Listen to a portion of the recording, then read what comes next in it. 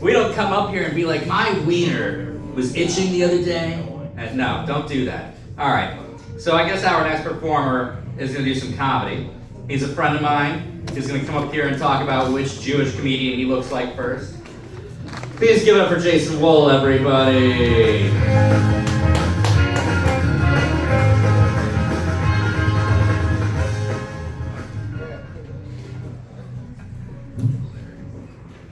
Good evening, all 55, 65 or under people here, compared to the amount of people here, I guess, tonight.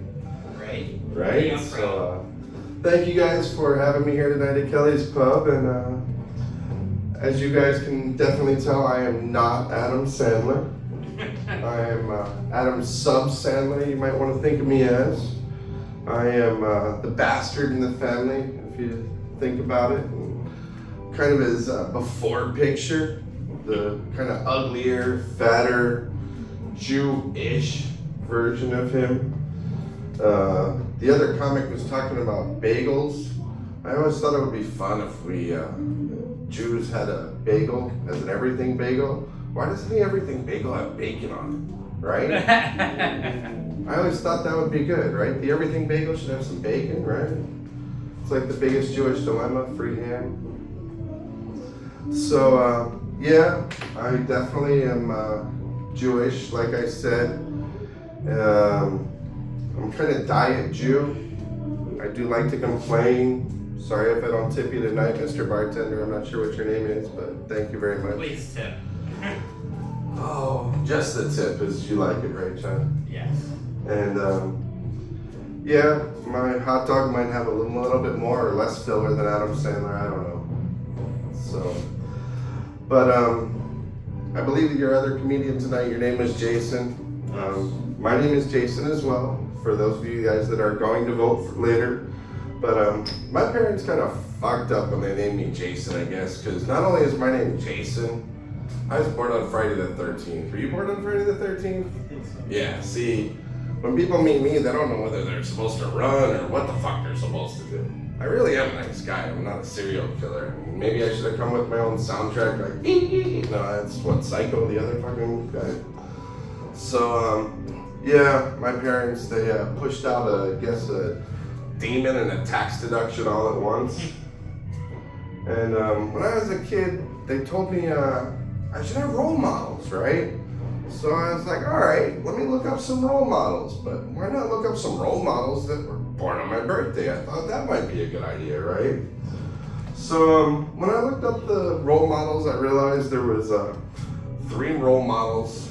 There was this TV evangelist. I was like, oh, Jesus! But that's a whole other thing. We're not going to get into that. And then I realized I was also born on Fidel Castro's and Alfred Hitchcock's birthday. I was like, man, I'm just fucked in life, I guess, because these are some crazy role models. So by the end of my set, we're either going to maybe have a murder or a revolution. I don't know. One of the two. There's enough people in here tonight to maybe have a revolution, right, John? Yeah, so, just about. I think we can storm the Capitol, as long as it's a small Capitol. They're going to storm it tonight on us.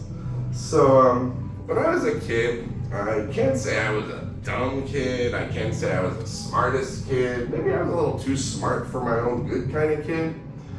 And there's these people I kept hearing about, the Jehovah's Witnesses. You guys ever heard of the Jehovah's Witnesses? I kind of thought, like, hey, what the fuck did these people all witness? Like, did they all witness a really bad plane crash, a train crash, something that they all had to go once a week and have a meeting? They had PTSD or something and were like, hey, we're fucked up, we can have a meeting kind of thing.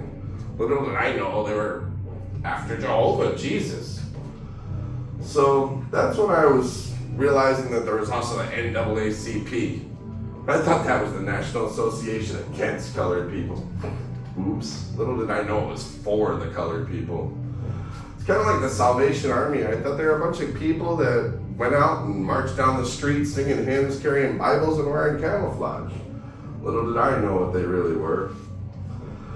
And talking about Jehovah, Jesus, it can go both ways, I've realized, living down in Miami.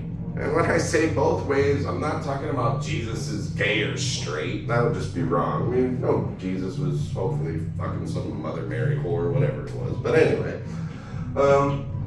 So yeah, Jesus can go two ways. And I'm talking about the pronunciation. And with that, we're talking about Jehovah, Jesus, and then we got Jesus.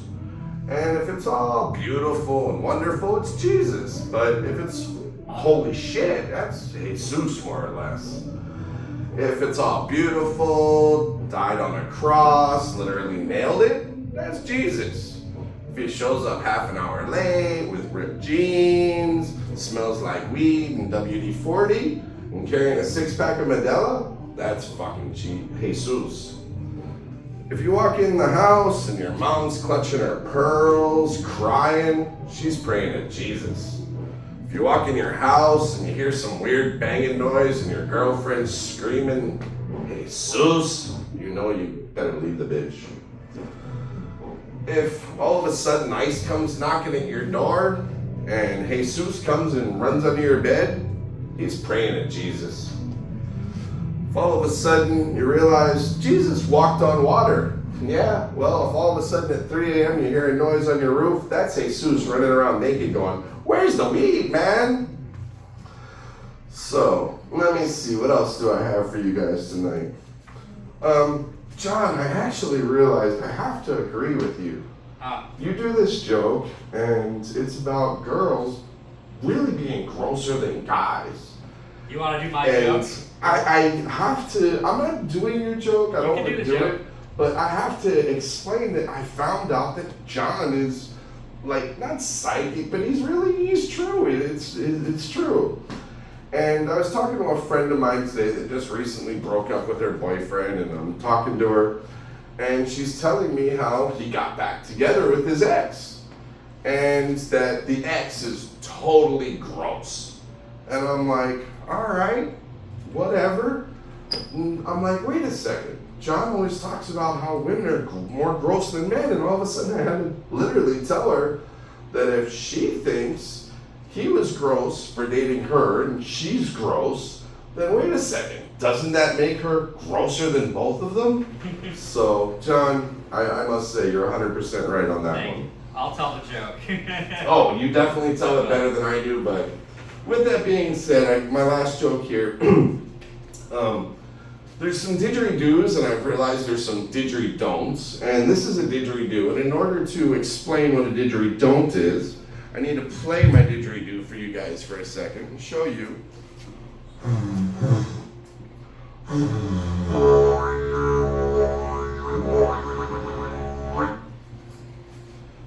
Alright, so that's a didgeridoo, it's a musical instrument. Long story short, I'm in a yoga place the other day, and I'm there with the yoga instructor, and when I tell you this dude is gay as can be, I'm talking his fucking chakras were sparkling, glitter, the whole nine. And all of a sudden I realize in this fucking yoga studio he's got a hum drum, he's got some singing bowls, and he's got a didgeridoo. And me and my big mouth, all of a sudden I'm like, hey, that's a didgeridoo. I'm like, do you know how to play that thing? This gay guy looked at me like, I have no idea how to play it. And I'm like, well, I actually make and play didgeridoo. And I said to him, what if I can teach you in under 5 minutes? And that's when the gay guy looked at me like, you get a blowjob kind of thing. And I'm like, man, that's not what I meant, buddy. So the next thing I know, I literally taught this yoga instructor how to play didgeridoo in under 5 minutes. And that's when I realized I taught a gay guy how to blow in under 5 minutes. And that's my time, guys. Have a wonderful night, and thank you very much.